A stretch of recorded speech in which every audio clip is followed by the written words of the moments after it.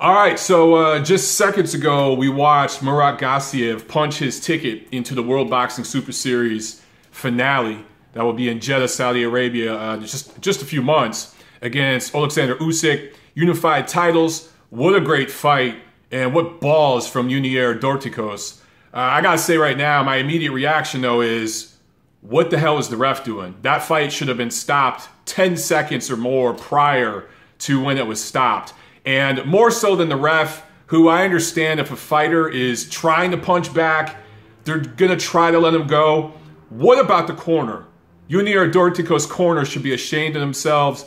I thought that fight should have been stopped after the second knockdown. Their man took a lot of punishment. He will absolutely never be the same after this fight. His career will be forever changed after this fight because he took an absolute beating in there tonight. But he made a fan out of all of us, right? And we want to see him again. But I don't know if his punch resistance and his reaction to hard shots will ever be the same after this fight. We've seen this play out so many times in boxing, right? Where a guy goes through a long fight like this. And sometimes it's the follow-up, the flurry of punches after you finally give in. Finally, it was a beautiful counter left hook from Gassiev in the 12th round that dropped Dorticos, and the fight was over, right? It was done. And the fight had been done since about the 9th or 10th round. There was nothing Dorticos was going to do other than try to survive. But at that point, finally that iron will and that iron chin gave in. Fight was done. And every punch he took after that point is what's going to change him. The punches up until that point is what led to that breaking point, right? After that, though, that's where a fighter's change, especially after that second knockdown. Okay, but the actual fight itself. I thought that Dorticos started very well, worked with the jab early on, was more active, was pressing forward, but, big but, Gassiev was blocking a lot of the punches. Now, some of them were only partially blocked and got through. Some of the jabs were getting through. But what I saw, and now you can kind of see the game plan him and Abel Sanchez had, Gassiev was almost letting Dorticos get off. And he was picking a lot of shots off. Gassiev's body is very compact, right? His torso is, he doesn't have a very long torso. He has a short torso. And because of that, his arms, his elbow, just from going like this, his elbow pretty much goes down to his waist. I know for me and for Dorticos is pretty much has the build I have. If I'm sparring, I gotta lean down to catch body shots, right? And fighters with long torsos, taller fighters, that's how you block a lot of lower body shots. You have to kind of roll with it. Gassiev doesn't have to. He just goes like this, and his elbows, his arms block the shots. So he blocked a lot of the body work Dorticos is trying to do, but even the jabs coming in, I saw him picking a lot of it off. He has underrated defensive ability. The thing about Gassiev, he doesn't move very fast. He's not very fluid. He really is. I mean, his nickname's Iron, and he really moves kind of like a piece of iron.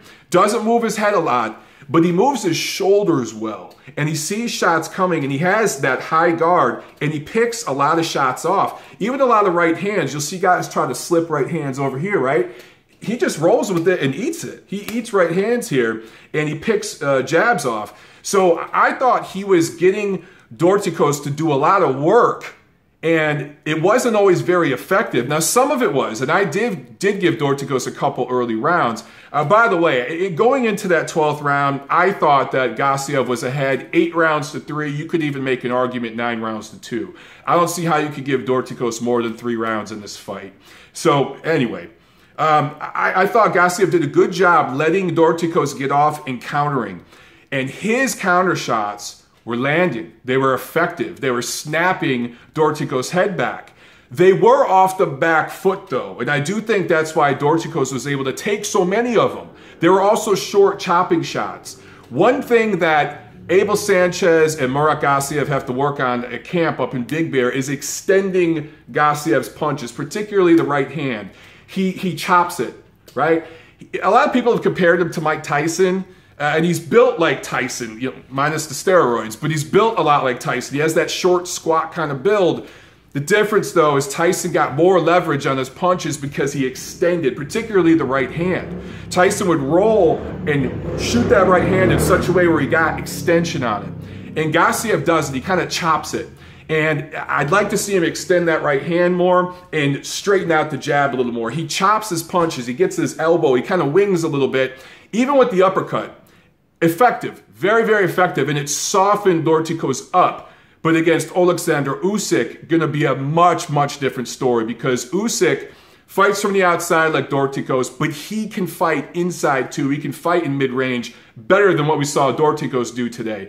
Everything at close range, mid-range, Gassiev ate him up. From the outside, Dorticos got some good work done, but the difference between him and Usyk, Usyk's jab is way harder, way straighter, way more accurate. And Dorticos did not get that much done with the right hand. He got a lot done with the jab, but his right hands, I'm telling you, watch this fight again if you think he landed a bunch of them. He didn't. Gassiev saw him coming. He did a lot of this, blocking them, and he even started slipping some of them later in the fight. So anyway, about the 5th or 6th round after Dorticos was softened up, you saw the game plan Sanchez and Gassiev had where he started coming forward, and he got on the front foot.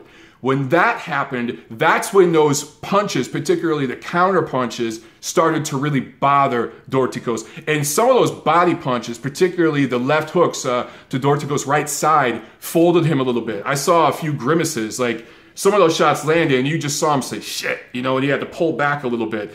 Dorticos hung very, very tough and fought back and had moments in rounds later in the fight. But by about the 6th round on, as I told you guys in the neutral corner, which you need to watch every week because I give it to you straight, I told you, by about the 6th round on, Gassiev's just going to mow this guy down, chop him down. I told you all week on Twitter how this fight was going to play out. I said Gassiev late stoppage. It wasn't the hardest fight to predict in the world. I can't take that much credit. But I told you guys it was going to play out like this, right?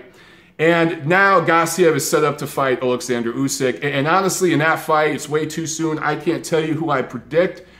Is Usyk going to be able to get it done from the outside and just move and keep spinning Gassiev? Because, again, the punches are choppy. They're short. He doesn't get a lot of length and extension on them. If Usyk can keep it on the outside and keep spinning him and force Gassiev to reset over and over and over and over, I think he could win a decision.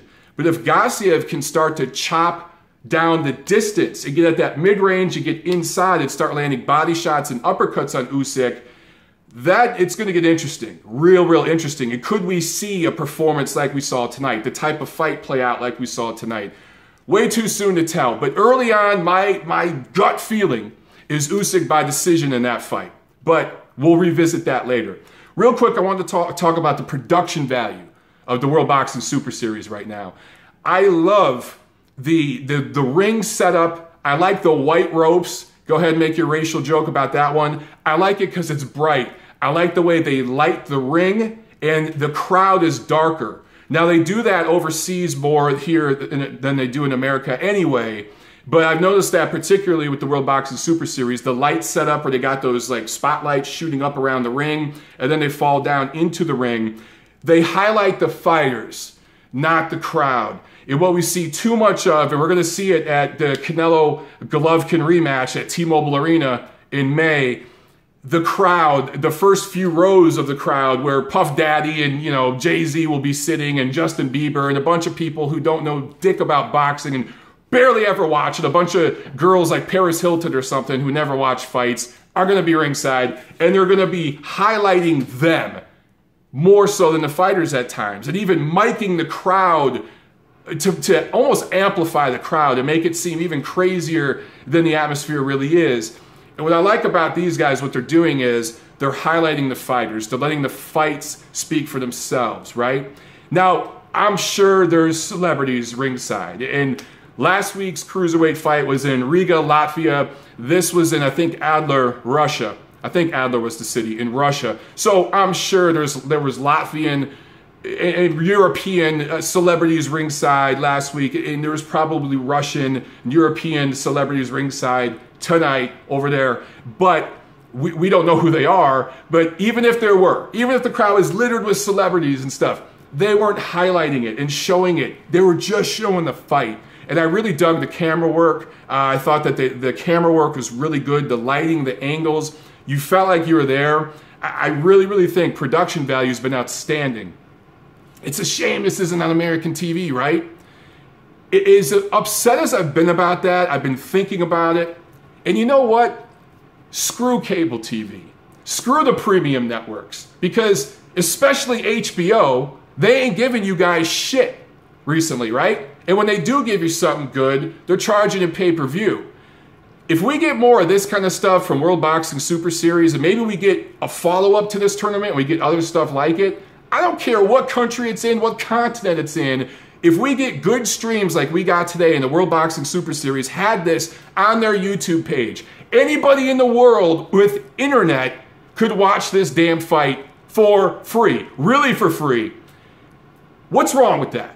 More and more people are cutting the cord. So you know what I say?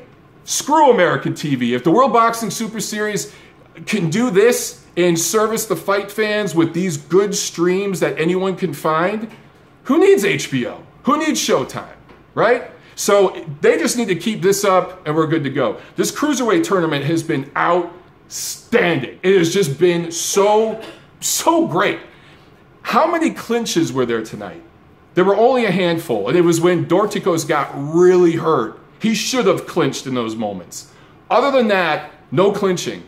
Last week we saw a little more clinching because of the styles of the fighters and the way they work together, but it wasn't much.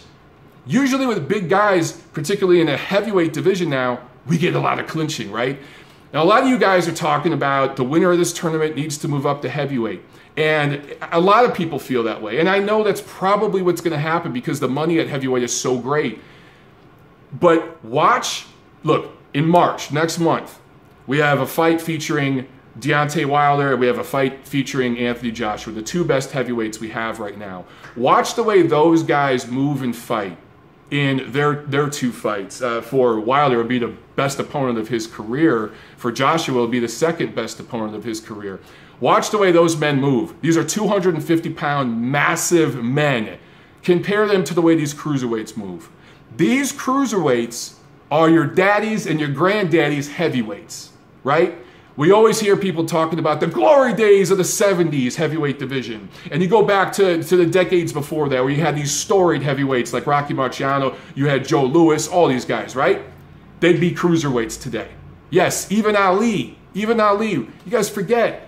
Light heavyweight is an amateur. Joe Louis, light heavyweight is an amateur. A lot of these guys, light heavyweights is amateurs. Evander Holyfield, right? And we know he was a cruiserweight champion, then he moved up. That's back when it was $190. It was 190 pounds, and that's back before VADA drug testing, hint, hint. There were some things going on back then that can't fly right now if you're getting drug tested. So all things considered, I want the winner of this tournament to stay at cruiserweight and set a precedent there. Get 4, 5, 6, 7, 8 defenses. Really build a legacy. Prove yourself as the greatest cruiserweight champion ever. Because Holyfield right now is the best cruiserweight champion we've ever had. But he didn't stay there. He moved up to heavyweight. And he should have. In that era, it made sense. And he's one of the best heavyweights. He's in the top 15 or so all time because of what he accomplished against bigger men, regardless of what was going on behind the scenes. But today, guys like Gassiev, Usyk, going to be very, very difficult for them to compete against such big athletic guys, even though they don't move as well, right? I'd just rather them stay at cruiserweight. So those are just my thoughts right now. I'll talk more about this. I'll break down some more things with some more thoughts as my brain works on it in this week's episode of The Neutral Corner. I believe it will be episode number 110.